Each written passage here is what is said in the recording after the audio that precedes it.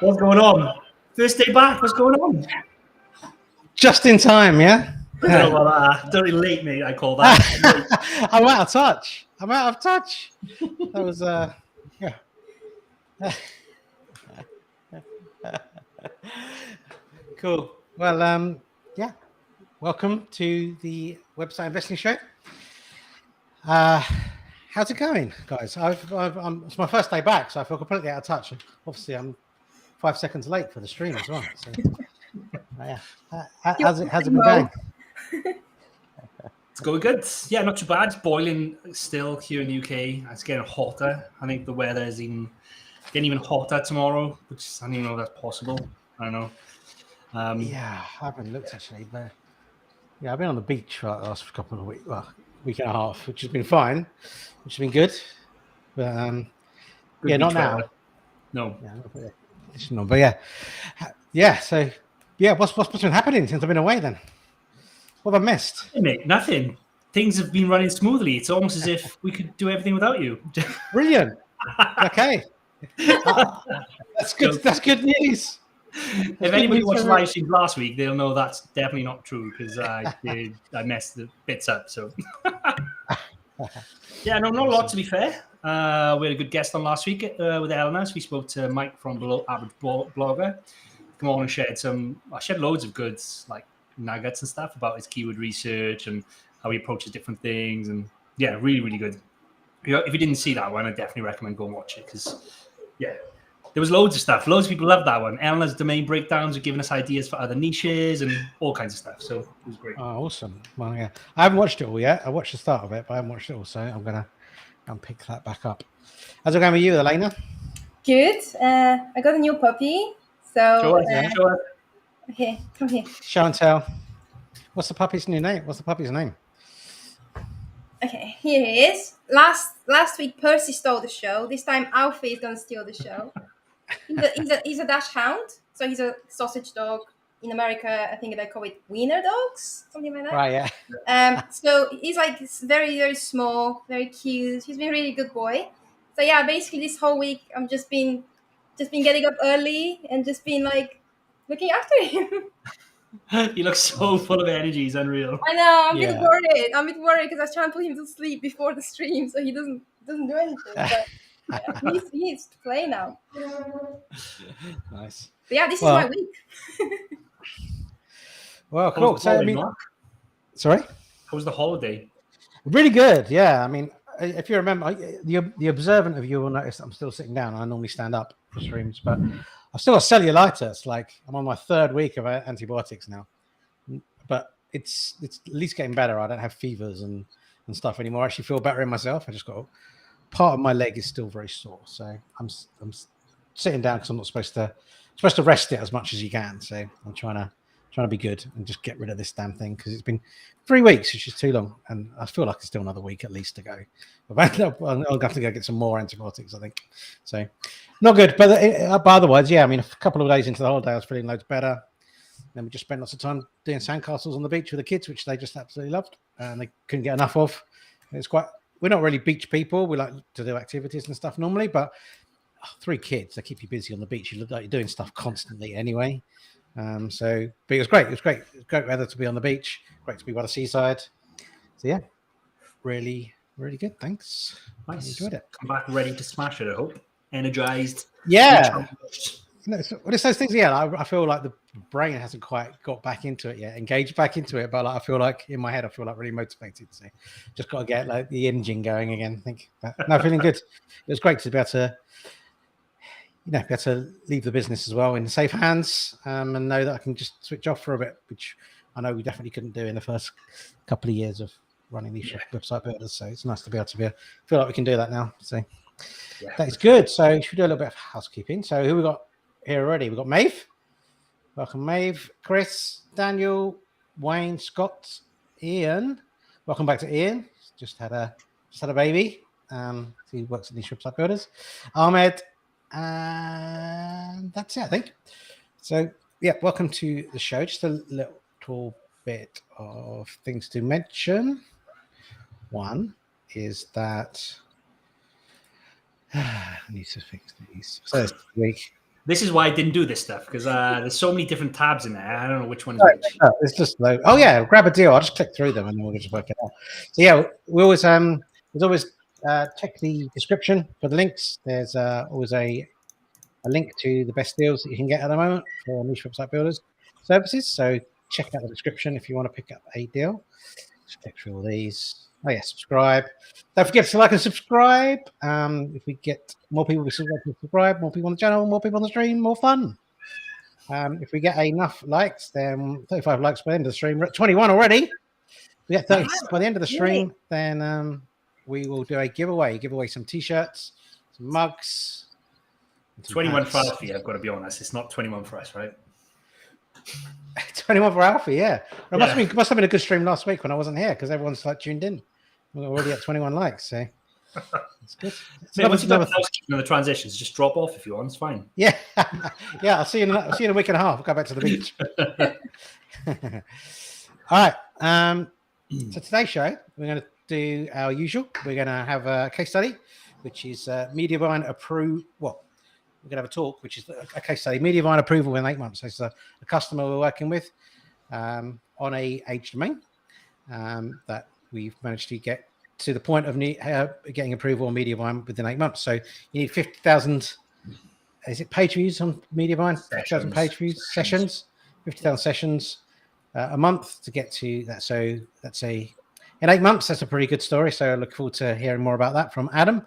And then Elena is also going to do a couple of age domain teardowns, which become very popular. And Elena does a much better job than Adam and I does. So look forward to those. What are the 2 domains this week? Yeah, today it's fail.com and beerbloggerconference.org, I believe. Yeah. Fantastic. Okay, so what are we doing first, guys? Which are we doing? The presentation or the teardowns? Let's do the case study first, because just in case we run over a bit, I've got to jump off hard stop 4:30 today for a call with one of our lovely clients. So I'll do that first in case we run over and I can just jump off. Go for it. Cool. So people who watch our stream regular would know that something about this case study already. We gave an update 3 months ago when we were at month 5, so we're 5 months in. We're now 8 months in. Back then, so back in May, we were 4 age domain redirects in. We're now 6 age domain redirects in, and we had 620 pieces of content live on the site, and we now have 852 pieces of content. So this is going to be like an ongoing case study where every couple of months we'll come back on and we'll just update and show like the results and anything new that we try in, and some of our takeaways. So yeah, you may have seen some of this already back in May, but this is just to bring everyone up to speed. So these were the domain stats in May. We launched the site, by the way. So the site we launched in December 21. So it's 8 months old now. And when we launched it on an age domain already. So it was already a DR30 when we launched the website in December 2021. And then when we gave the update in May, we were at a DR46. A DR47 and then domain authority 46. One's Ahrefs and one's the other one. But essentially, there was 1,500 referring domains, a DR47. And if we fast forward 3 months now, we're at I've got these the wrong way around. We're actually a DR53. I don't know why I've got a 39 there. So it's gone from a DR47 to a DR53. We've gone from 1,500 referring domains to 2,000 referring domains. And you'll see in a little bit when we cover off the timeline, we've done no link building or active link building to this website aside from 301 age domain redirects. So it's a great way of building authority in a very short space of time. But I will caveat that by saying only if you have the right domains that are relevant and pass all of the due diligence checks. We've been doing quite a few. So one of the services that we offer is for you to send us your age domain for us to vet and run through our own process. And we've been doing lots of those over the last couple of months. And there's lots of them which wouldn't have passed our criteria for one reason or the other. So it's a really good strategy when used correctly, but please don't just go and buy a random domain because you'd see that it's got a high domain authority or it's got a good backlink profile. There's lots of other things that you need to check. We've got a whole video on due diligence on the YouTube channel. If you go onto our channel and click on the playlist, the age domain playlist, and go back and look at the due diligence video. Or if you don't feel comfortable doing that and you want us to take a look at it, like I said, there's a service on the site. You can go there and you can pay, and we'll take a look at it, and then we can also have a call with you afterwards to discuss if you wanted to. So just bear that in mind. That really good strategy if used correctly. So keyword research. Hey Tony, Adam. Yeah. Before you jump on, I actually clicked the wrong one there. Got a question from Maeve. No is the answer in this case, and it's not the usual Ahrefs is reporting less than analytics, but there's a good reason for that, and I'll cover that off now. I was going to cover it off later on, but the reason that Ahrefs is showing higher traffic than actually analytics in this case is because of one of the 301 redirects. So we acquired an old brand, redirected that domain in, and that page, that acquisition page that we always create for that 301 redirect, started ranking for the brand term, and the brand term gets, I think, 40 or 50,000 searches per month on that acquisition page still. So it was a very fresh, they dropped the domain, and like 3 months later we picked it up and we did the acquisition. But that search term still gets about 40 or 45,000 searches per month, and that acquisition page is ranking number 3. So according to Ahrefs, that page is one of the best performing pages. But if you look in analytics, nobody clicks it because it's not a brand anymore. And Ahrefs works out the traffic based on what's the search volume, what position are you in, what percentage of traffic should you be getting from that keyword, be in position 3 for that keyword. And that's the reason. So it's not there. It's a little bit less, but it's all to do with that one keyword basically. So that'll probably fade over time then with the Ahrefs. Yeah. So are you going to go through the real numbers later on then? I am, yeah. Perfect. Well, we'll save it for that then. Awesome. Yeah. Maeve rhymes. Right, I must know Maeve's put rhymes with Dave now as well. I love that. So keyword research. We've talked about this extensively in the past. The type of keyword we did 2 types of keyword research for this client, for this topic. The primary one is tomb raiding, and I'll go through what tomb raiding is in a second. And the other one is identifying listicle topics, and those are things that are can be easily expanded.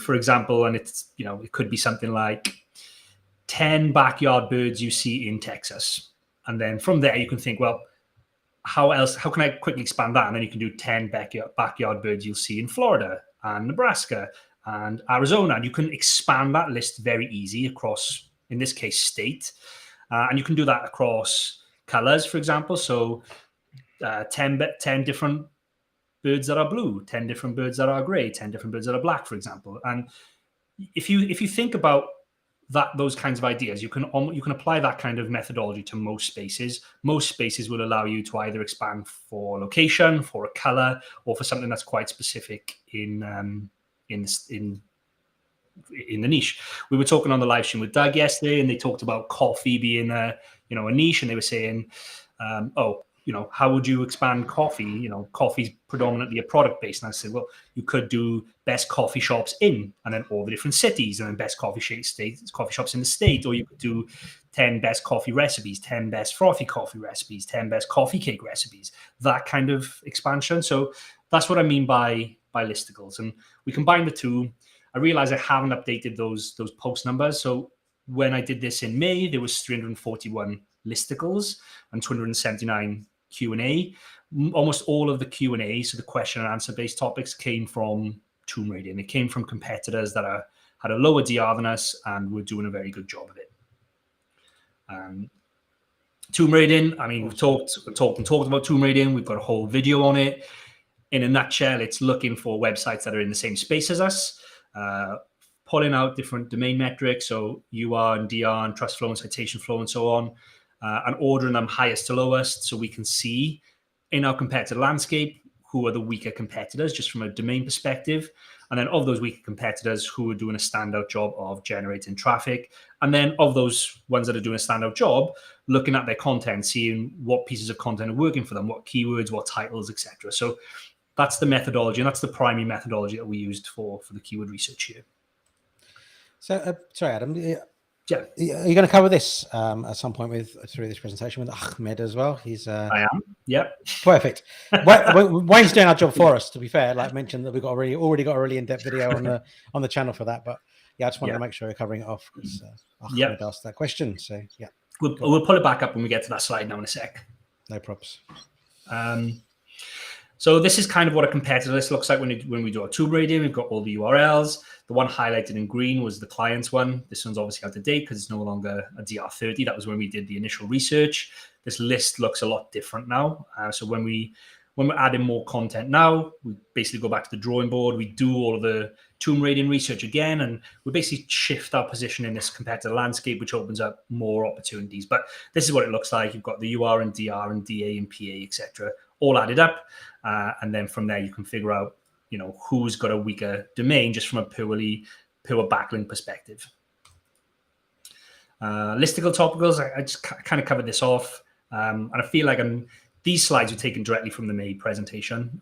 So sorry if these are repeated, but these listicle ones essentially are, X in X location or X in X color, kind of like what I've just said, where you can swap out the color or the location, or you can swap out one of the X's and make a very extensive kind of list of keyword research.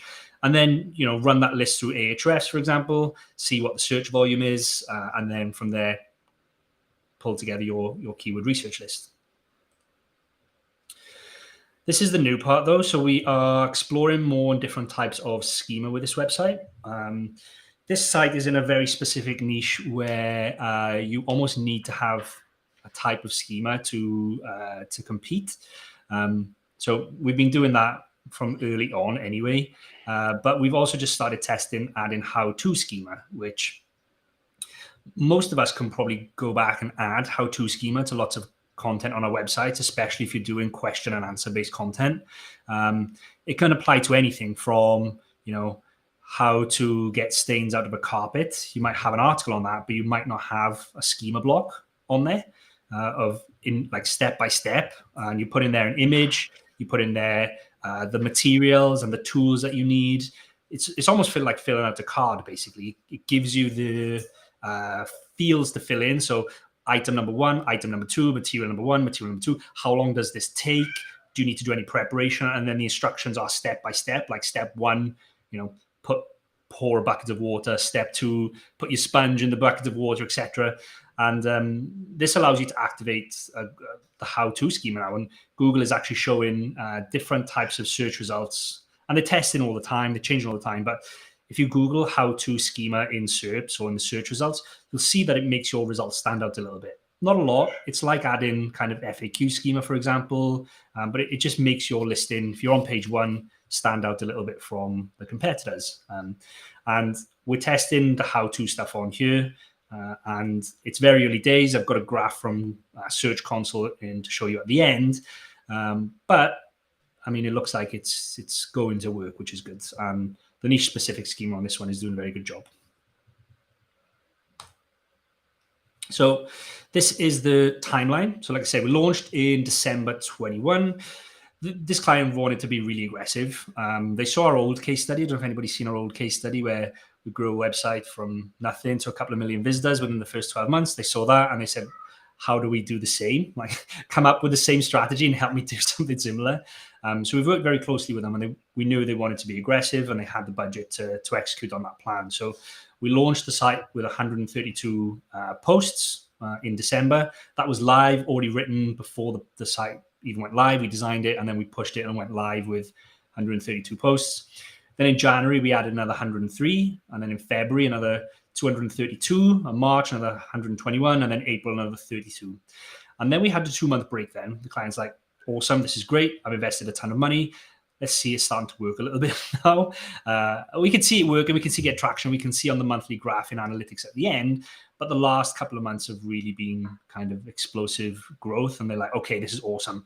I'm going to double down now. Where's next? So we added another 24 posts in July, another 200 posts this month in August. We've got another about 230 lined up, and they want to add another at least 400 or 500 before the end of the year. So they're not stopping here. They're being really aggressive. And that's awesome for us because we get to see this case study through from kind of where we are now within another 12 months, this is going to be a beast of a site. Also on this slide is the age domain redirects. So I mentioned at the start, we've sourced and we've redirected in 6 other age domains that are hyper relevant to the space. So in February, we redirected in a DR28. In March, a DR23. In April, a bit of a beast, which is a DR40. And then May, a DR13. June, another beast of a one, which was a DR41. And then July, a DR13. And this is the main reason the DR has gone from a 30 to a 53 in 8 months. We've done no other link building. It's obviously attracted links naturally as traffic increases and posts start getting to the top of Google and number 1, etc. But this has been the predominant method of link building, and you can see this here. So this is a screenshot from Ahrefs, and you can basically see the bumps in number of referring domains and also the bumps in domain rating as each redirect has been implemented. So I think the first one was in January or February. And then you can see the clear bump in March. That was the beast of a one, and then a big one in May, and another one in June, another one in July, and another one. So on and so forth. And yeah, I thought this was really cool to actually see that, to see the domain rating increase as we implement these redirects. And again, just caveat that these are domains that we would be super happy to build money sites on. I broke down the costs at the end. They're not cheap domains to be redirecting in like this. But when you think about how long it would, or how long, or even how much it would cost you to go from a DR30 to a DR53, if you were to buy links, whether that's guest posts or, if you were to buy the same number of links, quality and quantity of links, even if you could buy the same quality, it would cost you way more than it would cost you to have acquired these 6 domains, which is why we love 301 redirects as part of a link building service. So this is coming on to Ahmed's question. And Ahmed's question was, do you just 301 redirect the homepage, or do you go through all of the history of the site and 301 redirect individual pages as well? So our redirect process, like Wayne said, there's a whole video on it, but basically the way that we implement this is we create an acquisition page. In this, on the slide here, it's called skyscraper acquisition page. And that acquisition page will be structured in a very specific way. The first couple of paragraphs will talk about the domain that you're redirecting in and say, hey, welcome to visitors from old website. Our website has now acquired this domain. We love the stuff that the old website was doing. They covered XYZ content. And then the next couple of paragraphs will be talking about your main domain and saying, we're trying to do something similar. We've got awesome content that covers, what the other guys used to talk about. And then we cover them. Below that, then we have a skyscraper piece that talks broadly about the topic. So, for example, if this was a sports website and we were bringing in a tennis age domain, our skyscraper piece of content would talk all about tennis.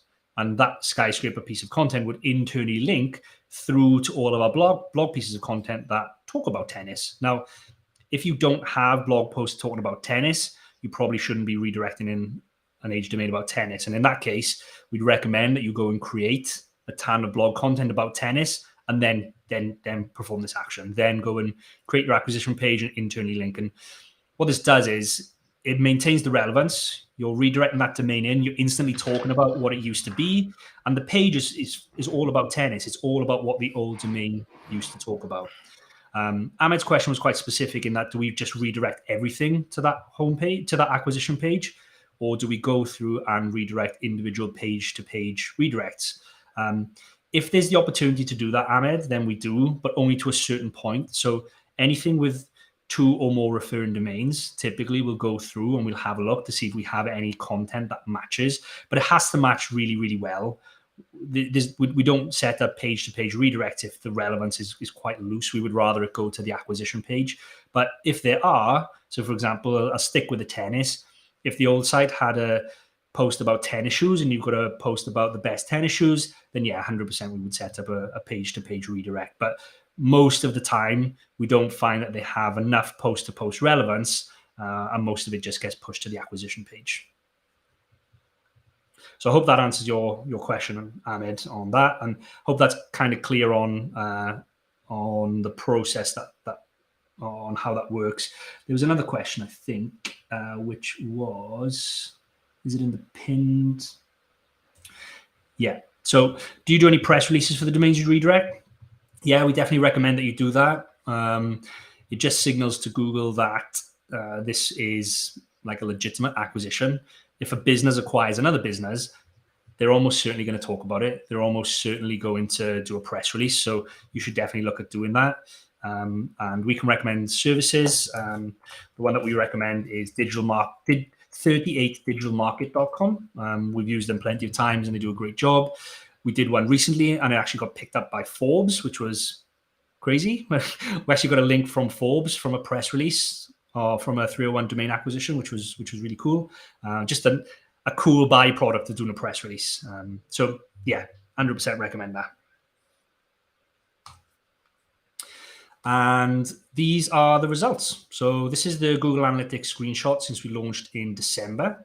You can see that the first 4 or 5 months, kind of, even though we posted a ton of content and we started redirecting domains in, an age domain still takes time. It's not a magic bullet. It's not we work with an age domain, we're going to put out a load of content and we're going to see rankings in month 1 or 2. Like, typically that doesn't happen. It does happen now and again, but typically it doesn't happen. And you still have to wait a period of time to see results. But then you can see kind of month 5, 6, and 7, that's when it really starts to motor. And pretty much traffic is doubled from May to June and almost doubled from June to July. So it's really in that, starting to hit that explosive growth phase.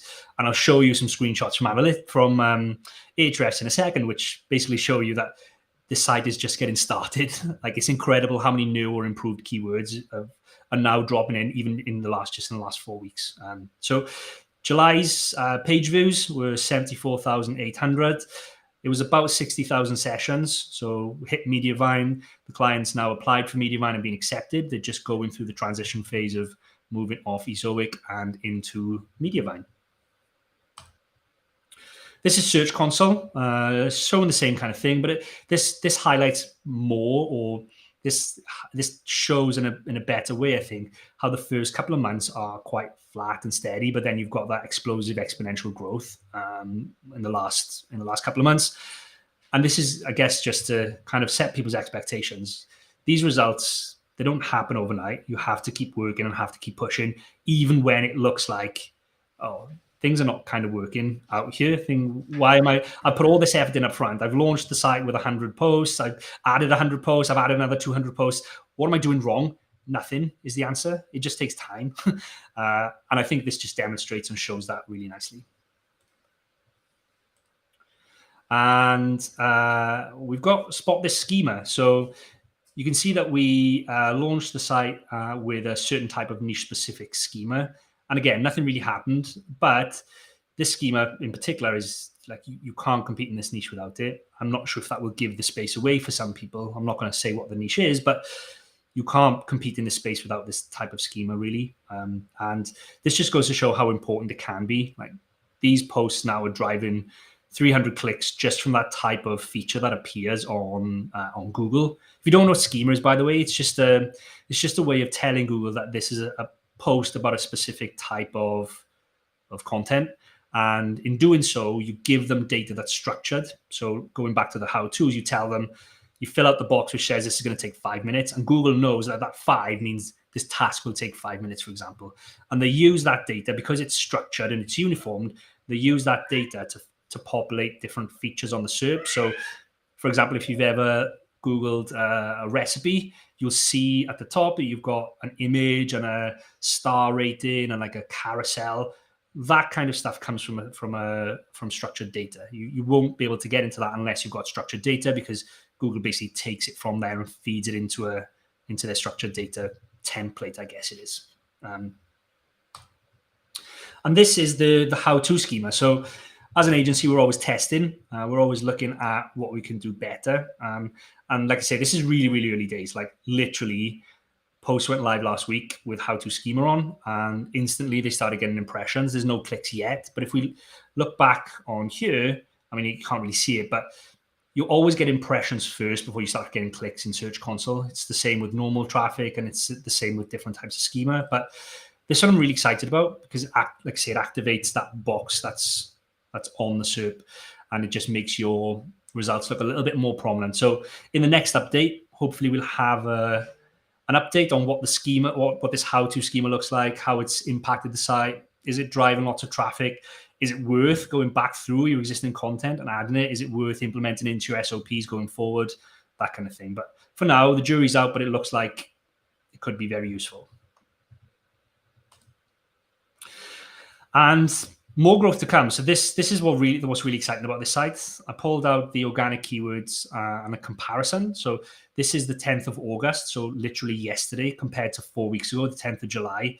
And there've been almost 46,000 new or improved keywords, which is incredible. Like, this site is on a massive upward trajectory now. Like, the fact that these are new and improved means, you can see them on there. They've gone from position 9 to position 6 and position 9 to position 1, for example. But the new keywords mean that they might be in the top 100. A keyword typically doesn't start in position 1 to 3. Like, it'll start a lot lower down, and then over time will come from position 10 to 100 into position 4 to 10, and then from position 4 to 10 to position 1 to 3. So this site's got massive amounts of growth still left.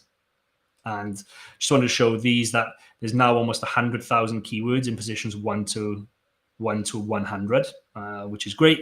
We love to see this number always going up and to the right, because we know that over time they'll drop down into positions 4 to 10 and 1 to 3. We've got almost 10,000 keywords in positions 4 to 10. And we've now got almost 2,500 keywords in positions 1 to 3. So that's all great. That sounds awesome. Those results are amazing.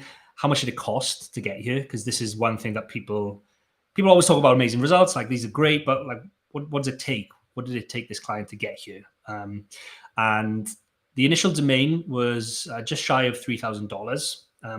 The 6 redirect domains cost almost $18,500. And this is what I mean about the domains having to be quality. If you're going to use domains as a link building strategy, you have to use quality ones, and they cost money. So the 6 domains come to a total of almost $18,500, and the content has cost them $77,000. So far they're into this project for $98,500, which is a lot, agreed. But we've now started to get some data from our big data project, and I'm going to show you in a second. Are we on track?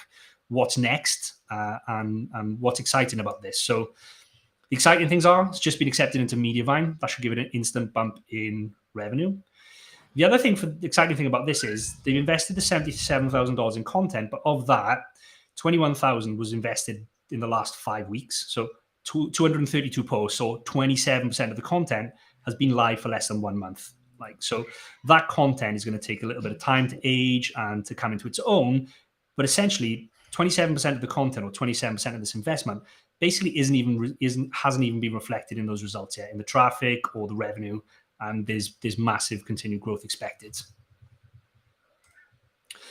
And this is an are we on track? So this is still very much in kind of development stage. Me and Anna have talked about our data project, where we're going through affiliate websites niche by niche and trying to find thousands of different sites that we would class as competitors, i.e. they are affiliate websites or they are content sites, and they monetize with Ezoic or AdThrive or Mediavine, one of the display networks. And we're pulling out some metrics around the average domain rating and the average number of pages and how much traffic they have, and then trying to guess on a very low scale what the average revenue might be for those sites as well. So we've banded them down. So the bandings are sites that get between 25 and 50,000 visits, for example, and 50,000 and 150,000 visits. And then from there, we can start to see what the average domain rating is, the average number of pieces of content they have, how much traffic they have. And we can start to benchmark our progress against them. And we can also start to make a roadmap. So before I go on to the roadmap stuff, I'll just say on this one, are we on track? So we're at DR53. So we fall roughly around the 150 to 200,000 banding.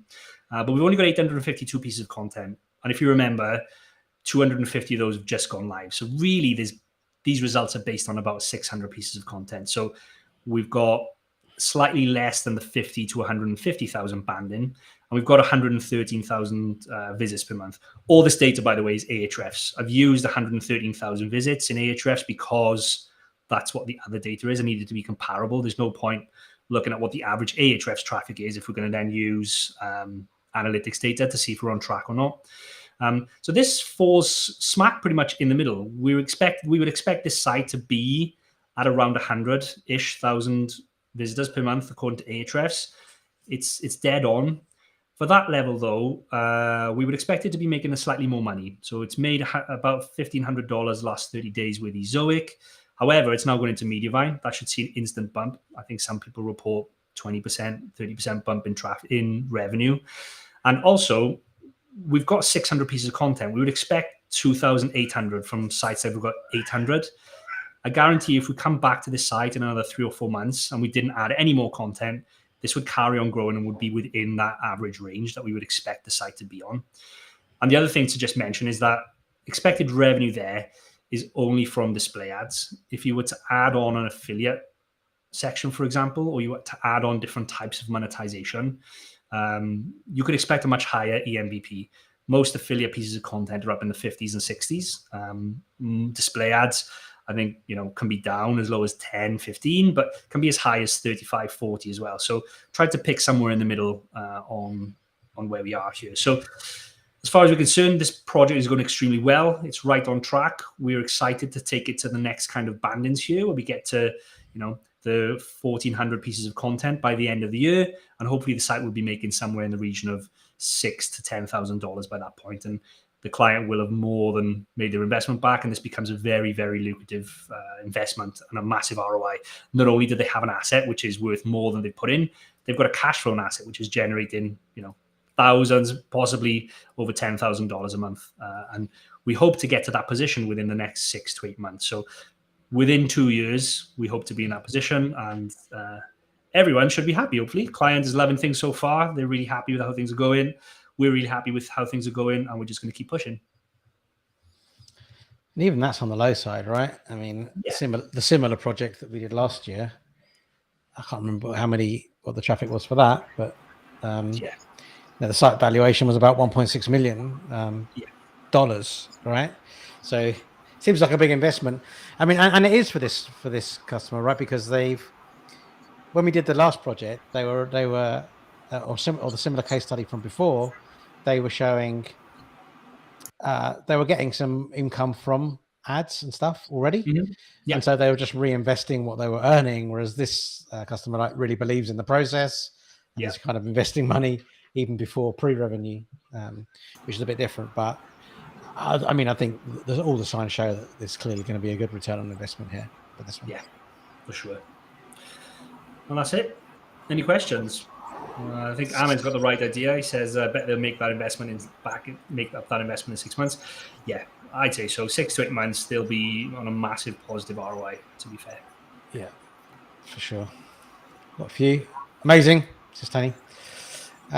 Wayne, who's a member of our team, says, was a member of our team, since I actually know this website, I've been watching it ever since you guys are smashing it. It's going to be as big as the other one all the time. Yeah, I agree, Wayne. I can definitely see the site getting into the millions of page views per month, being worth well over $1 million. Yeah. Wayne also mentioned we got 3K. Like my little bit of hardware was broken. Like it was showing 2.97. I was like, that's exactly what it was when I left. And I just rebooted it, and it's now showing the right number. We get over 3K on the channel now, so well happy with that. Nice. And if we give away the puppy, then No. we can do even more. No. Puppy giveaway. As Tony asks, what site do we use for schema? For the how-to schema, Tony, you can download a free plugin. It's by Mediavine. It's called Mediavine Create. Install the plugin, and then you can just literally add a Mediavine how-to block at the bottom. It gives you the areas you need to fill in. And then once you've done one of them, you can then run it through the free Google Rich Schema or Rich Results Testing tool. I never remember what it's called, to see if the schema is valid, if you've done it right, and if you've missed anything, and you can go back and amend it. Once you've done it once or twice, then yeah, you can do that. The one tip I will give you though is always include an image in these schemas and always include a video. If you don't have your own video, you can go and source one from YouTube, paste the YouTube URL in there, and that also marks up the video with schema as well. And you'll notice an instant bump in or you should notice, not instant, but you'll notice a bump in traffic from people coming from video. You can go into Google Search Console and click on search appearance, and you literally see that the schema for video has been implemented. You can see the impressions and clicks those videos are now getting as well. Cool. Ahmed is also worried that posting a lot of posts Google might think it's AI content because we're prolific in producing content. Yeah, I don't think that's an issue. I mean, it's definitely not an issue with an age domain, which already has. So this site was, I think, 10 or 12 years. Has 10 or 12 years. The domain was 10 or 12 years old. It's got 10 or 12 years history with Google. It's got authority. It's got trust. The content was indexed very quickly. So no, I don't think there's any kind of issue with doing that. As the results show, to be fair, we've launched sites with more content than 132 posts. We plan on launching one soon with about 450, and I don't expect us to have any problems with that. Yeah, I don't think content velocity is like a problem in that way. Never seen anything like that. It doesn't make sense for Google to judge content in that way either. To say, "Oh, just because producing a lot, it's probably AI." Like, it makes more sense to judge the content itself and look at it and say, "Is that AI content? Is that crap content?" Just pulling this back up, like. Just these, by the way. So, for example, these sites that are in the 1 million plus range have got on average 6,000 posts. Some of these, incredibly, are only like 2 or 3 years old, and they've pushed out 6,000 pieces of content, or on average that. Some more, some less, but they're doing extremely well, and they've just got a really aggressive content schedule. So it just goes to show that no, I don't think that's an issue. Yeah. A couple more questions before we move to the teardowns. From Tony again. How long before you see these bumps for a redirected domain? Depends is the answer, as always. Some are really quick, and some just take a little bit longer. You'll see the bump in Ahrefs typically pretty quick, usually within a couple of weeks. And you can check to see if it's in there, because if you go into Ahrefs and click on referring domains, you can filter it by redirect. And if you see it in there, then you know that it might not have picked up all the links yet, but at least it's started. Yeah, and there's also that Google will have picked it up faster than Ahrefs, I would imagine, too. Yeah. So that's what really matters. Last but not least, is there a tutorial somewhere that teaches how to do schema? I mean, there is not. And in all honesty, I don't think you need a tutorial. Lots of plugins will help you do it. Like I say, you've got the free plugin from Mediavine, I think the Mediavine one allows you to add recipes and how-to guides. You've got Yoast or Rank Math, which will allow you to add things like FAQ schema blocks. Where you don't need to be technical. You don't need to know coding or anything. You literally just add a block and fill out the predefined kind of pieces of information they ask for. So there's no guide, but if you Google YouTube as well, Google it, YouTube, you'll find something. If there's a specific kind of schema you're looking to do, because it's not always clear on those tools. Like, they ask to go to enter some data, but it's not always clear. The fuck is that? Like, I don't even know what the fuck that is. So yeah, I mean, you can Google it, or you click on YouTube, it normally give you the answer.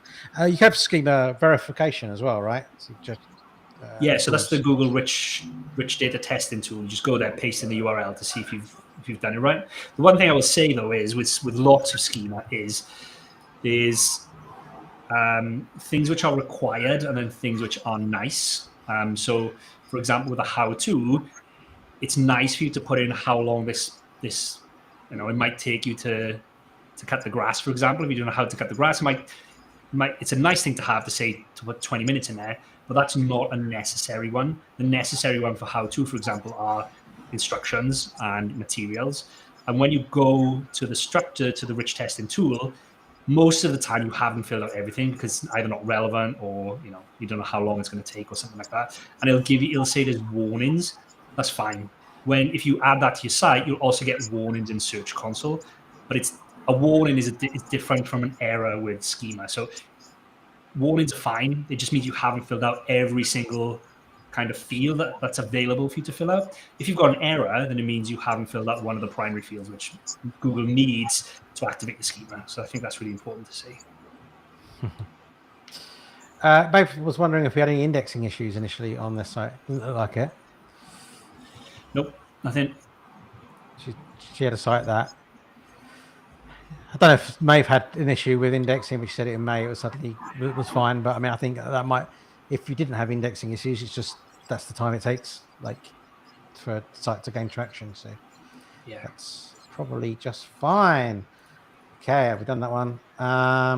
3 more likes for the giveaway. We're actually 36 now. We're going to do the giveaway at the end of the show then, unless people start unliking the show. But we're at 36. So, and Maeve wants the puppy, so puppy's definitely up for the giveaway. Yeah, maybe it's something like you have to what's it like? Oh, no, I don't want to do that. I was like on cows where you brand a cow. I probably don't want to brand the dog with Niche Website Builders logo or anything. But maybe we can shave it into its hair or something. Yeah.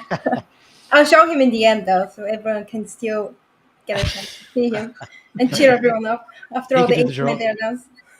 You can do the draw.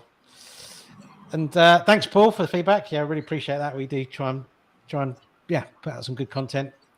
Really good to hear the feedback. So thanks for that. Right.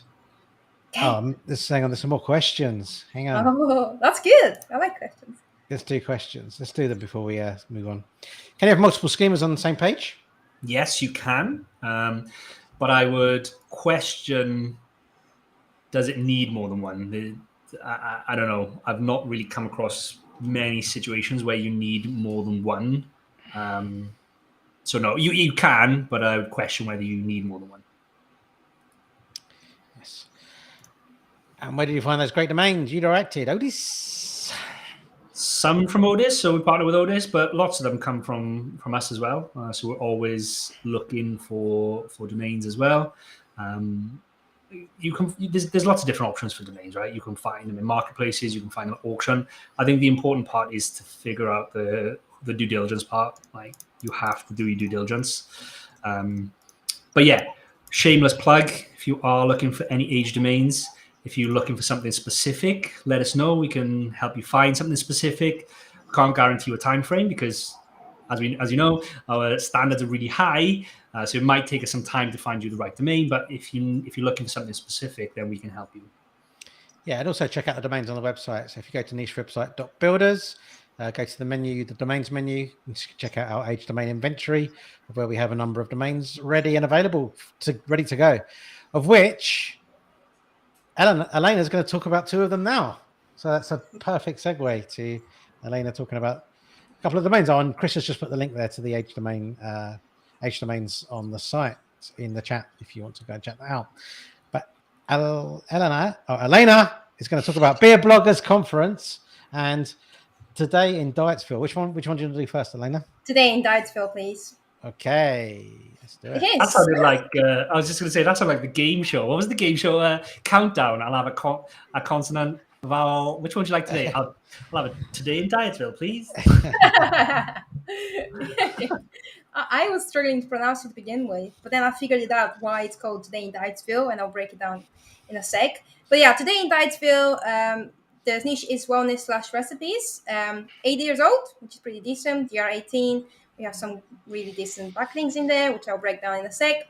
And we have a competitor up there as well, which I will still break down as well. So I'm just going to get on and share my screen and proceed. Okay. Okay, so that's it. Just going to scroll quickly just to show you that the referring domains are nice and clean, nothing spiky or suspicious going on. So let me jump straight into the backlinks then. Oh, actually, the backlinks are here. So we have, considering that we only have a DR of 18, personally, I didn't expect, anything exceptional, but we do have some really quality backlinks in here. One of them is Brit.co, LLDecor.com, Greatist.com, Global Healing, Whole30. So if you remember, this one was wellness as much as recipes. So all these kind of healing and wellness and all these things are kind of niche relevant. And Whole30 is a really good backlink because Whole30 is a type of diet which is really popular. It's like 30 days of cleansing, and which is supposed to help you lose weight and kind of achieve a better digestive kind of health. So this is very popular, really nice backlink, to be honest. We also have paleohacks.com. The domain itself wasn't specifically this domain wasn't specifically targeted on paleo, but I'll take it because it's obviously paleo is food, so I'll take this as a really good backlink as well. Christo.com, whatever this is. But yeah, really good backlinks, considering we only have a DR of 18. So I'm pretty pleased with what we've got here. So yeah, good backlink profile. And I'll jump on the anchor text profile here. And the first thing I see straight away after I have filtered highest to lowest is Lindsay Diet. So this is the lady that run this blog. So now it makes sense why it's Diets Phil, because it's her name, kind of. Sorry, So, that was me. Yeah. Trying to make it full screen. Sorry. Is that a real domain? Is that a real name? Diets? Her name is Lindsay Diets. Okay. So I cracked the code. I found out why it's going like this. But really, this is pretty decent because this is really good for EAT, which is expertise, authority, and trust. So what happens is once we come to creating this site, we will have a persona called Lindsay who wouldn't use the surname, but we'll just use Lindsay. And as you can see here, we have Lindsay down here as well. So this is fabulous. So we already have kind of an established EAT, which in my opinion is pretty great. So yeah, at the top, her name, which is kind of branded. I would say this is kind of branded anchor text. And then we have branded and branded.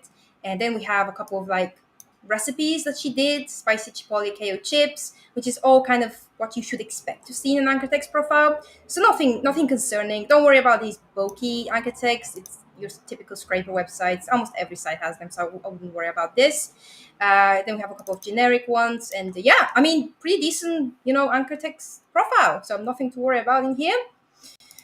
Let me just open. This is the best pages by incoming links. So I always like to come in here and just kind of show you what sort of cleanup will be required for us to be able to retain those beautiful links and that power. So unfortunately, at the very top, we don't have the homepage, but it's on the second position. 61 links are pointed towards the homepage. We have an image at the top. But then we have some kind of internal pages that get some really good number of backlinks as well. And as you can see, this one is Whole 30. So that is why I believe we got this link from this Whole 30 website, because she had a recipe specified for this, and it's also a paleo. It happens to be a paleo as well. So anyway, we should definitely kind of recreate these posts and get a decent number of backlinks.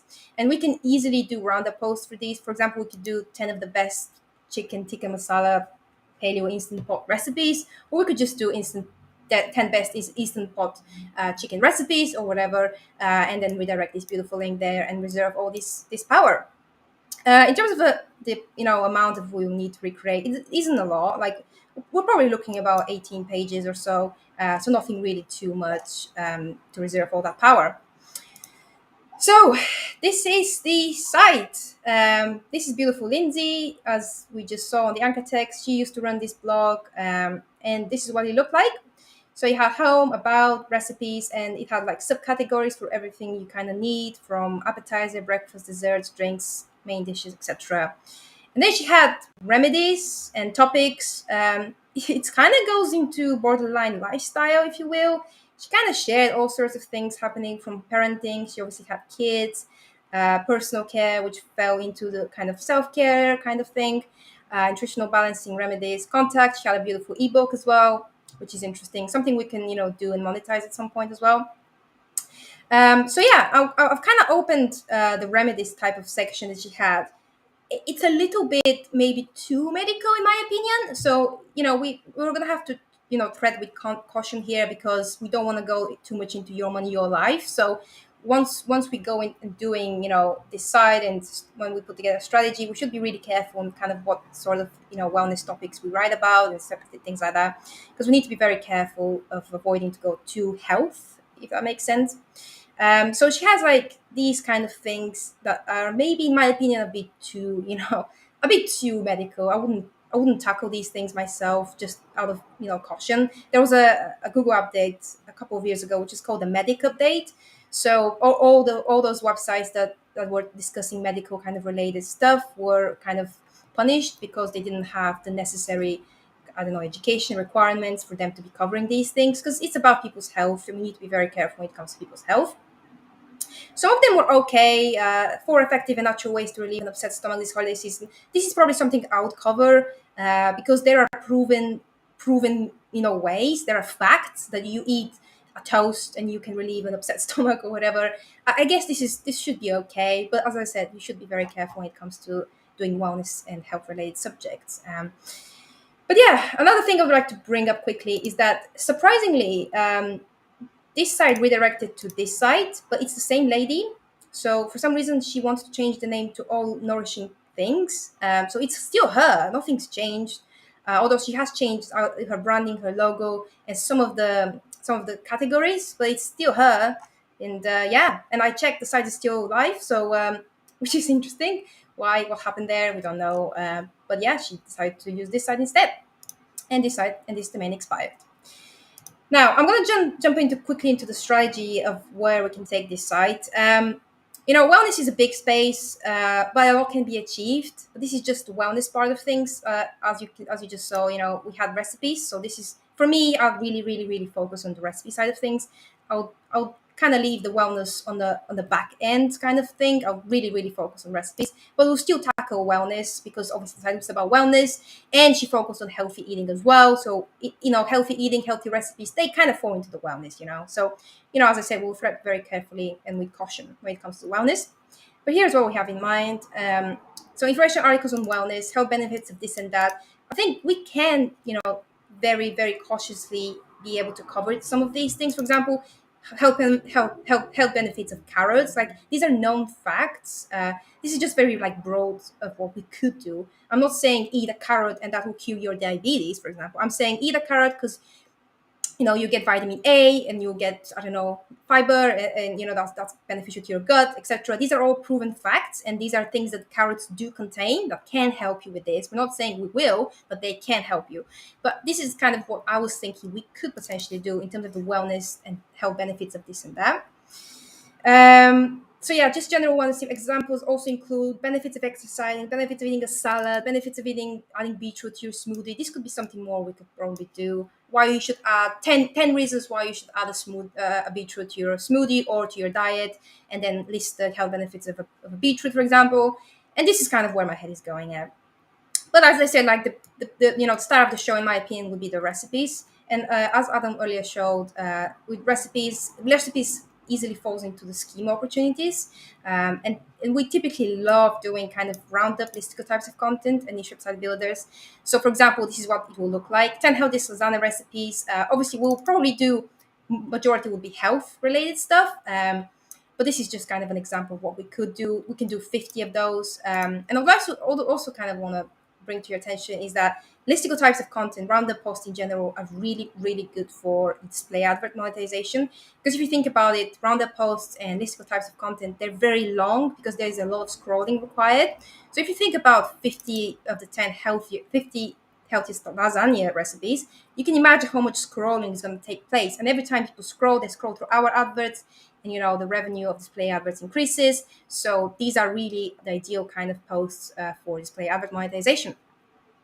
But here's what I have in mind in terms of monetization in general. Will be some sort of cooking equipment, cooking products, supplements potentially, something, because she was really focused on health. Maybe we can say 10 ways to have, a glowing skin. And I know for a fact that collagen powder is one of those. I keep mentioning collagen powder because I don't know, it's just a very popular thing that I've seen recently that a lot of people monetize. But yeah, we could tackle, again, casually into the supplements as well. They pay really well, so why not? And wellness products, ebooks, as we saw earlier, she had an ebook. We could do a course, we can do ebooks, and other ways we can monetize. I think there are many other ways as well.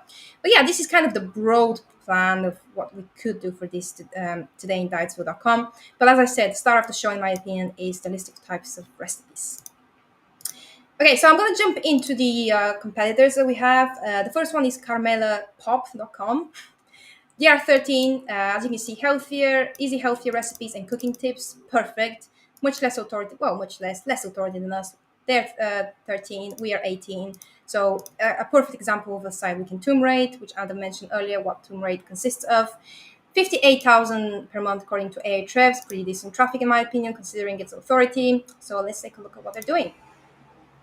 Okay, so I have a plan about this first one in general, because we could do 2 posts here. We could do one post on how to cook smoked turkey legs and another post that's going to be 20 best recipes to cook, 20 best recipes for smoked turkey legs.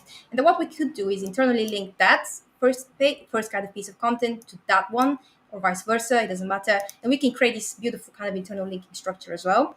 So immediately, we shouldn't be limiting ourselves to just recipes. We can surely tackle into the cooking and cooking tips and other cooking related question marks, if you will, because as we can see, these guys are DR13 and they're tackling question mark keywords. So I wouldn't just completely say we shouldn't be doing this. We should definitely be doing that.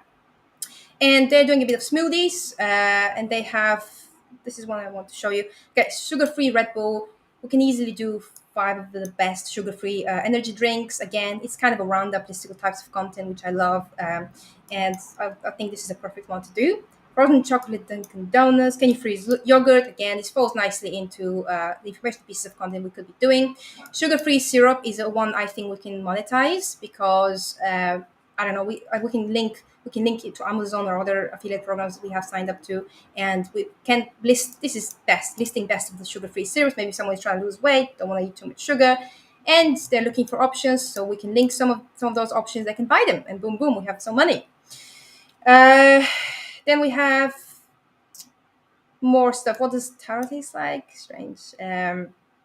What does chai taste like? And things like that, which is kind of food related. I think we can easily tackle these keywords. Why not? And as I said, this is much less authority than us and generating pretty decent amount of traffic.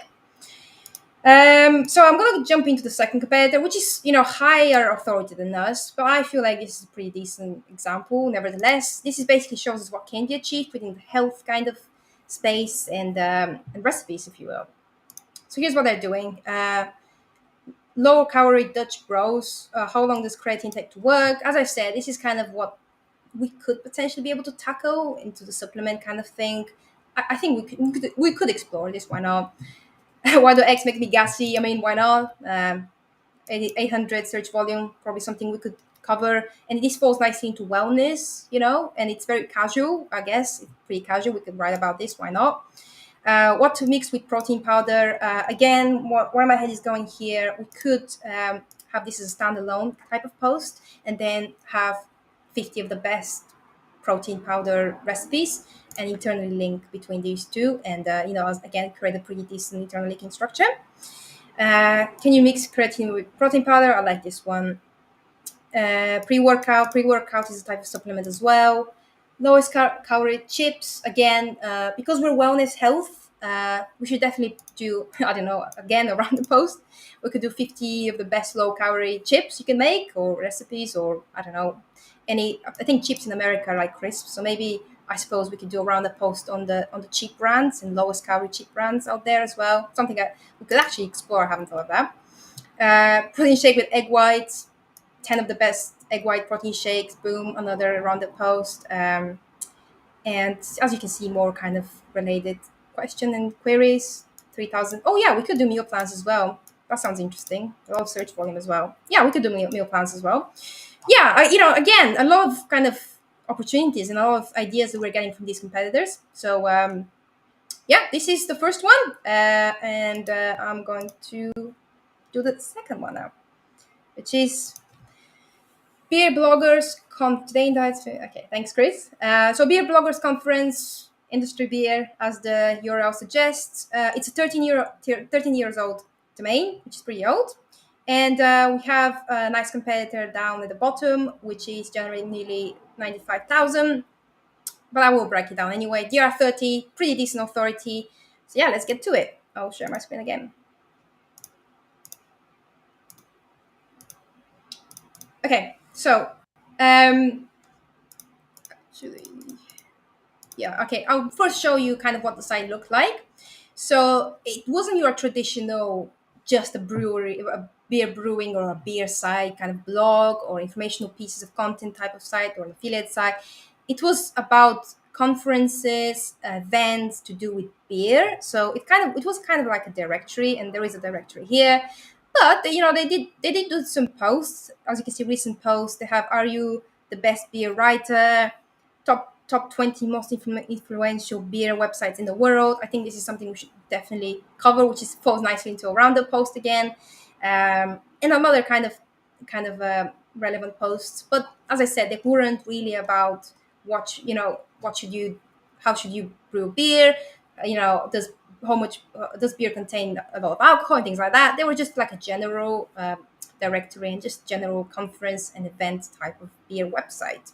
It's worth noting that they, just like the last site, I don't know why these people do this. You should pick a name, you just stick with it. Like they changed to beernow.org. I don't know why they did it, but it's the same guys. You could tell they're the same people, or maybe they're not. Maybe someone just stole their site. I don't know. But in my opinion, they're the same people. They just decided to change the name because they're now Beer Now Conference instead of beerbloggersconference.org. They're beernow.org. I don't know why they did that, but I just thought to point that out. But they're pretty much the same purpose, It's a They're rebrand or something, I imagine. rebrands, yeah, but yeah, it looks very similar to what they used to be. But yeah, this is what the site was about in a nutshell. So yeah, let me jump into the backlinks quickly. All my tabs are closed now. Okay, so the backlinks are really decent. We have, obviously the authority is pretty decent. I expected, fireworks, and that is exactly what I got. We have blogger.com, feedburner.com, The Guardian, Base Journals, and I had Huffington Post, which is another good one, seriouseats.com, and I had some niche relevant that I want to show you. We have beeradvocate.com, fantastic niche relevant one. We have ratebeer.com, and another one we had at the bottom, homebrewingassociation.org, another one, and craftbeer.com. So in my opinion, the backlink profile is fantastic. Honestly, I couldn't complain about it. No wonder why they have the DR30. So yeah, pretty good backlink profile in my opinion. And the anchor text profile is pretty decent in my opinion as well, because as we can see straight away at the very top, we have kind of like branded anchor text right at the top. So this is, for me, is perfect. European Beer Bloggers Conference, they did in Europe. As you can see, they had kind of over here, they had Europe here. So again, I wouldn't worry about this specific one. So very good anchor text in my opinion. And another kind of one that's branded-ish. This is a naked one, and generic, and the list goes on. Very, very, very clean in my opinion. Very, very clean anchor text profile. Before I I'll finish that one, which is the cleanup kind of part of the H domain. In that case, we are seeing that the majority of backlinks are pointed towards the homepage, which is really good. But down the line, we do have some links pointed towards internal pages. So we have a complete list of beer blogs. This is fine because the way I'm thinking we could recreate this is just create a kind of a listicle type of post where we say, I don't know, top 10 beer blogs, top 10 of the best beer blogs, and redirect this beautiful link to that post. And yeah, I think in terms of recreation, not as much again, probably about 20 pages. Considering we have a DR of 30, I was expecting to have more pages to recreate, but in that case, we're not seeing a lot. So again, very straightforward and easy cleanup process. Now, before I move into the competitors, I want to jump into the strategy. So the first thing is a lot of people love beer, like I'm one of those people. And when there's consumers of a certain product or anything, there will always be people querying and looking for information. And this is where the beer is a niche in itself. So the beer niche can be a little bit competitive, but not as much as you think. There's still room for new sites to enter the space. And I feel like this site is a really good kind of a foundation, a great site to enter the space because you have an authority, good backlinks. And as I will show you now, the kind of the strategy is pretty decent as well. So here's the plan. Informational articles on everything to do with brewing, home brewing tips, etc. I feel like that if you're getting into the beer space, you're gonna have to talk about brewing and cover brewing. And for those of you that don't know much about brewing, like, do people actually brew? Believe me, a lot of people brew beer, and it really is a thing. And more people enter the space, and people will need to look for information and answers.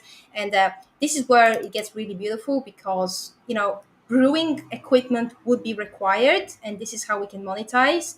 So in my opinion, there is a lot of money to be made if we do cover brewing and all sorts of brewing kind of things.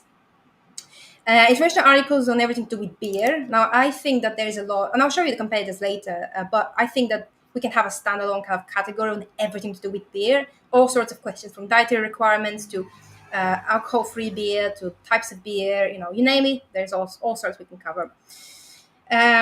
Also, information articles on what food pairs well with beer. I know you're probably thinking, isn't this just for wine? It's not. There is beer for this as well. There is a space for this, which I think we should cover. And I think this could fall nicely into that kind of category where it's just about, beer. This can fall nicely there.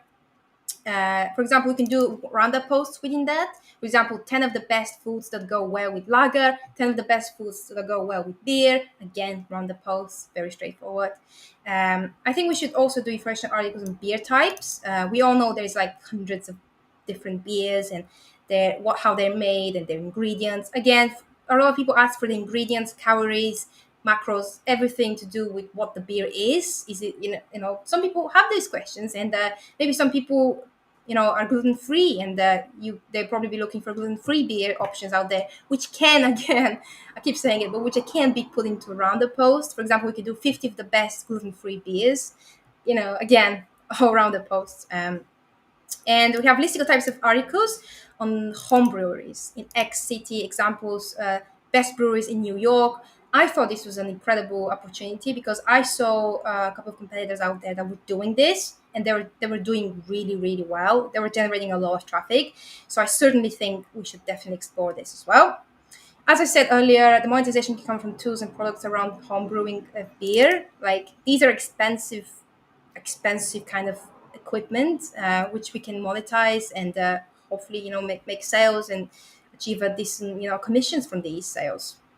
And display adverts as well. But down the line, I think that a site like this one can really benefit from a beer brewing course or an ebook. I think this is an area we should really explore, because if you think about a recipe ebook, yeah, some people can really benefit, but there's like tons and tons of recipe ebooks, or you could just Google recipe and find it. But with beer, like, you can Google certain things, but if you have it all in one place, like a beer brewing course, start to finish, or an ebook, I think that a lot of people can benefit from that as well. So yeah, I'm going to jump straight on to the competitors now. And the first one is learning2homebrew.com, which is a straight up incredible kind of, as you can say, based on the name, they're exactly what you think they are. They're about learning how to brew. And I just want to point out how nicely they've taken off. Just look at this beautiful kind of upward trend. So yeah, 18,000, not incredible amount, but considering they only have like a DR14, this will be a sellout tomb rate first. But yeah, let's take a look at what they're doing. Okay, so best beer for beginners. I like this. Then we have Is Twisted Tea beer. Can you get drunk off one beer? I can. I don't know about others. Yeast-free beer. Yeast-free beer is what I was saying to you earlier about the types of beer and their ingredients. As I said, some people might be allergic or have intolerance of some sort. So I think this is going to fall nicely on that side of things. And then we have beer kind size chart, least acidic beers. Again, maybe some people have like acid reflux. Maybe some people have a lot of acid in the stomach and they need to reduce that. Again, this is a nice way of, maybe we could do a roundup post again. I keep saying it, like 10 of the best of the least acid beers, if you like. Costco is like an American really big supermarket, so we could do that as well. Again, around the post of all the best Costco beer selection beers. Can you drink beer? Can you drink expired beer? This could fall nicely into what I was talking about on everything to do with beer category. So all sorts of questions. I think this can fall in there really nicely. Homebrew canning. This is something to do with homebrewing. I don't know what canning is in homebrew, but I know it's sort of a question. And this is what the title is. Can I get my homebrew canned? Oh yeah, hold on. I know what it's like. Okay. Yeah, I know. I think just put it in a can. I think. Yeah. I like the technique. I guess. Best beer for beer can chicken. God knows what this is. Yeah, this is it. Beer for party. 50 of the best beer for parties, guys. Oh, everything is around the post. Oh, I love it. I can also see the one above. Can you buy alcohol on a Sunday in Oklahoma? What time can I buy beer in Florida? Like those kinds of things. Yeah, where can you buy on Sunday? Those are the Yeah. things you can expand massively across all the Yeah. different states then as well. This is a good point. Yeah, this is a good point. Yeah, so this is the first competitor. And jumping on to the second one is bisonbrew.com. A bit higher authority than us, just slightly. Still, we're nearly neck and neck. They're generating 91,000 according to Ahrefs. And let's take a look at what they're doing. They only have 288 pages, which is exceptionally high, in my opinion, considering the traffic they're generating. So let's take a look. Here's what things get really interesting, because I talked to you about roundup post on best breweries in X city. So this is what this one looks like. They have got a map, which is pretty cool. Boom, there we go. First one, and you scroll down, it's the second one. This is your classic kind of listicle types of content, which I think we should definitely do. And I want to point out quickly that this post alone is generating nearly 3,000 traffic according to Ahrefs. So this tells me there is a huge opportunity of us doing kind of listicle types of content for, best beer breweries in X city. Mexican beer, we can do a round post again, and they have done best Mexican beer. Let's take a look at what I've done here. What are the best Mexican beers? I'm sure it's kind of a listicle types of content as well. Okay, it's Niagara Modelo, and then Victoria Mexican Lager. It's a listicle type of content, guys. So yeah, another one we could do. And look at just how much traffic this one is generating. It's generating 4,000 according to Ahrefs on this post alone. Salt Lake Breweries, and then we have Austin Breweries. These guys are doing it, guys. Like, they're doing it exactly what I was saying. And I got this idea from these guys, really, because I was really impressed with what they were doing. Richmond Breweries, Ray Lake Breweries, Best Lager Beer. We could do a roundup post, and I'm sure they have done a roundup post. Actually, I think everything they've done here is a roundup post, to be honest with you. I think everything is a roundup post. Best Belgian Triples, that's a roundup post. Best Breweries, Colorado Springs, again. How to brew NEPA. I think this is NEPA recipe. That's good. This is where we can apply a schema that Adam was talking about. It's a recipe. So this is where we can apply a schema, I think. Seattle Breweries, best weed for beer. I mean, you get the point. This is a great example of what these guys are doing and what these guys are achieving. So yes, there is a huge opportunity on that side of things as well. Last but not least is soundbrewery.com. Less authority than us. They're DR28. We are DR30. And let's take a look at what they're doing. A very, very, very small amount of pages, 142 pages only, and they're generating 31,000, which I think is pretty decent. Okay, so first thing I would like to point out is all these three competitors are doing different things, and this is the beauty of looking at competitors, because what you do is you pick up A from competitor A, B from competitor B, and C from competitor C. Does that make sense? Like, you pick all these little bits and bobs that they're doing individually, and you put them together, and that's how you make a mega site, if you will. But yeah, let's get to what they're doing. Beer with highest alcohol content. I'm just gonna say we're doing around the post on this. We'll do 50 of the beers with highest alcohol content. And then we have different alcohols here. This is vodka, ounces in beer, ounces in a bottle of beer, which looks interesting. We have how to tornado a beer. Okay, they do different alcohols as well, but it doesn't matter. They're doing alcohol. This is alcohol to digest. Maybe there are beers that are easier to digest. So again, around the post on the best beers that are good for digestion. Because beer makes your stomach heavy. I don't know about you guys, but beer does make you heavy. So I guess this is a good post to make about that. Can you get drunk off one beer? Come on. I can. Okay. But yeah. We saw you at the Christmas party. Confirmed. I know. One beer and I was under the table. But yeah, this is kind of what these guys are covering. And this is pretty much, to sum it up, this is the site. Great opportunity, in my opinion, and interesting things we can cover. A lot of roundup posts for this specific domain, in my opinion. I'll really go heavy on the roundup listicle types of content. But yeah, this is it. Awesome. Thank you very much for that, Elena. That was awesome, as usual. Hopefully, this is giving people ideas of things they can take away to their own niches as well. That's what happened last week. We were doing all this stuff, and they're like, "Oh yeah, I could do this in a different space," or "Oh yeah, I could apply that to something else." Yeah. Which I think the value of these teardowns are really good for that kind of stuff as well. Yeah, it does certainly get you thinking. So yeah, here's some ideas that Stephen had as well. So I was So thinking it works. that with random political types of content, I think you can apply it on every single niche. Like, literally. I think you should probably think outside the box on certain niches, but I honestly think you can apply it on every single niche. You just have to be a bit creative. Some issues is easier, like recipes, like we've just seen breweries in X and City. But I honestly believe that every niche can have a round up political types of content. Yeah. For sure. Awesome. Okay, so we have 40 likes. Get the dog up. gonna Let's do a get it to giveaway. 45. Wait, get the dog up. Let's get it to 45. Come here. Get the dog out. Yeah, so if you are interested in some free merch, t-shirts, mugs, or caps, then Wait, Jess is going to bring the dog. Jess is going to bring the cat as well. Apparently, okay. It's like a pet party in here. like a family thing here. Jess, There we go. and everything.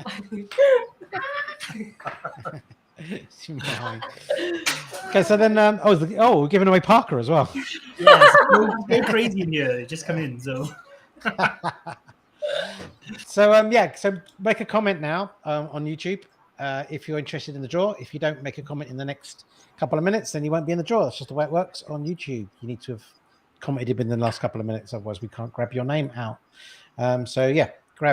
Comment now if you're interested in some merch, and we'll do the draw in around 5 minutes time. Tony said he's still waiting for his last one. Have you been in touch with Chris? Tony, send a message or send us a message on the website, and Chris will sort it out for you. Yes. Awesome. So next week, we don't have any shows. What do we have actually? 11th of August. We have a show next Wednesday with Doug and Alex, but Doug's not here, so it's me, you, and Alex. Oh, it's getting deep now, isn't it, on the lifestyle show? The basics of SEO. Lifestyle-y that is, but yeah, basics of SEO.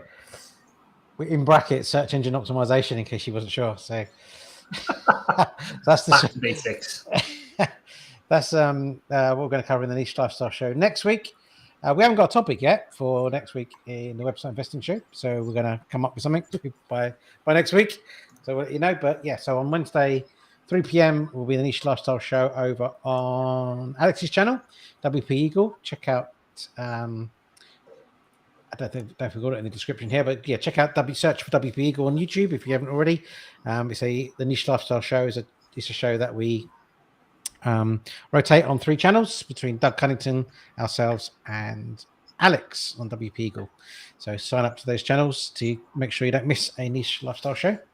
And website investing show, same time, same place next week. It'll be a couple of teardowns from Elena again, and we'll be covering a topic of interest, hopefully. So let's see. Who've we got? Some people now. Oh, I've broken this, haven't I? Anything else to add, Adam, before I'm doing this? Nope, nothing. Jess is just distracting me here. If it looks like I'm looking away and I'm laughing, because you are. Because yeah, I am looking away, laughing on me. Go away. Awesome. So, everyone ready for the draw? Everyone should tune in next time to see the puppy. So, yes. Tune in for the puppy. Tune in for the puppy, please. 5 likes just for the puppy. Awesome. So, I think we've got time for the draw. So, you want to put some music on, Adam? And I get the music going. We'll get it going. I'm going to go for a little bit of future pop. Nice.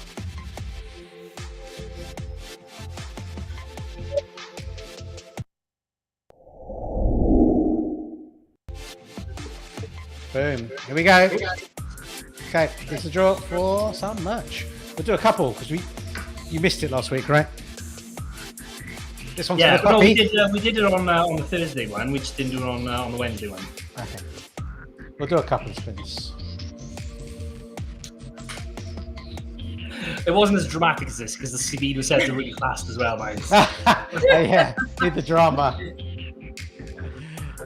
Oh, it's going to be Brian. Or is it Ahmed? It's going to be Brian. Awesome. Let's do another one anyway. Did miss one. Well, they're getting okay. I was going to make an executive decision and say we'll send Ahmed one as well. And I've got to do the draw. Got to make it fair because Ahmed subscribed today He's been very Yeah. active on the Lots comments, of so questions.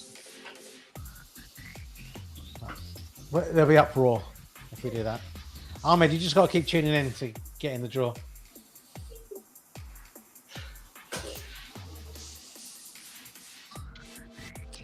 Is it Paul? It's Paul. Congratulations, Paul. Well done, guys. Oh, Well done, Paul, and well done, Brian. So Paul and Brian, yeah, head over to nichewebsite.builders website, go into the chat or the contact form and be in touch, and we'll send over details of what you can order, sizes and everything, and we'll get it out to you. Sweet. Fantastic. Well, thanks very much, guys. I fumbled show. my way through it today, feel like, but just getting back in the swing of things from the vacation. But thanks, Elena. Awesome teardown. Thanks, Adam, as usual. And yeah, I guess we'll catch up with everyone next week. Have a great weekend. Have a good Thanks, one. guys. Cheers, everyone. Bye.